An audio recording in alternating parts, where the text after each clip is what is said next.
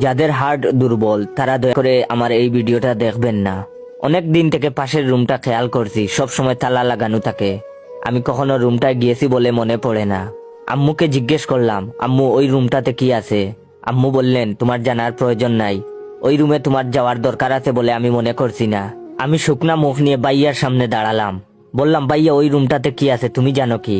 ভাইয়া বলল, তোর তাতে কি, যা টাকার তাই আছে, যা ভাগ। আর দাঁড়া, এক গ্লাস পানি এনে দে তো। আমি আচ্ছা বলে রুম থেকে টান পায়ে বের হয়ে গেলাম পানি আনতে। রাত এখন 12টা। ভাইয়া ঘুমিয়ে আছে মরার মতো, দেখলেই বালিশ চাপা দিতে মন চায়। আমার চোখে ঘুম নেই, মাথায় একটা কথা ঘুরপাক খাচ্ছে, যে করেই হোক ওই রুমে যেতেই হবে, দেখতেই হবে কি আছে। বিছানায় ঘন্টা খানেক গড়াগড়ি করে উঠে গেলাম ভাইয়ার পাশ থেকে। নিঃশব্দে গুটি গুটি পায়ে ঘর থেকে বের হয়ে পাশের রুমটার সামনে দাঁড়াতেই ঘড়িতে শুনান দিল এখন রাত 1:30 বাজে।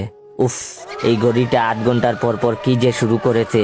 ঘড়িটা চেঞ্জ করতে হবে আম্মুকে বলে সিটকানি খুলে দরজা ধাক্কা দিতেই ক্যা এচ আওয়াজ করে দরজাটা খুলে গেল।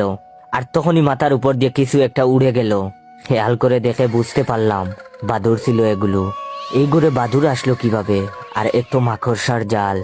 কতদিন এই ঘরে কেউ আসে না বুঝতে পারছি না। চারপাশে অন্ধকার, মাঝে মাঝে দূরে দুই একটা কুকুর ডেকে ওঠে।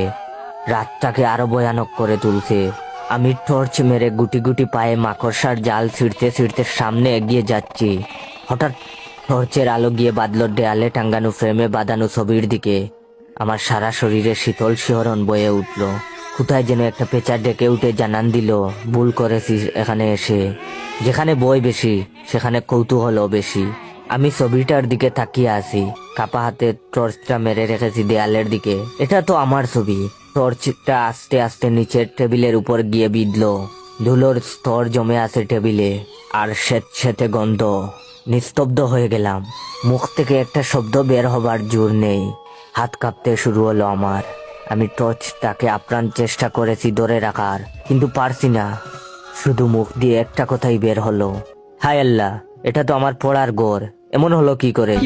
বাই দ্য ওয়ে, কিছুদিন পর আমার পরীক্ষা, তাই পড়ার রুমে আসলাম, নয়তো আজকেও আসা হতো না। চাইলে আপনার বন্ধুদেরকেও শেয়ার করে এভাবে বই দেখিয়ে হাসাতে পারেন। যাদের হার্ট দুর্বল তারা দয়া করে আমার এই ভিডিওটা দেখবেন না। অনেক দিন থেকে পাশের রুমটা খেয়াল করছি, সব সময় তালা লাগানো থাকে। আমি কখনো রুমটায় গিয়েছি বলে মনে পড়ে না। আম্মুকে জিজ্ঞেস করলাম, আম্মু ওই রুমটাতে কি আছে? আম্মু বললেন, তোমার জানার প্রয়োজন নাই, ওই রুমে তোমার যাওয়ার দরকার আছে বলে আমি মনে করছি না। আমি শুকনা মুখ নিয়ে ভাইয়ার সামনে দাঁড়ালাম।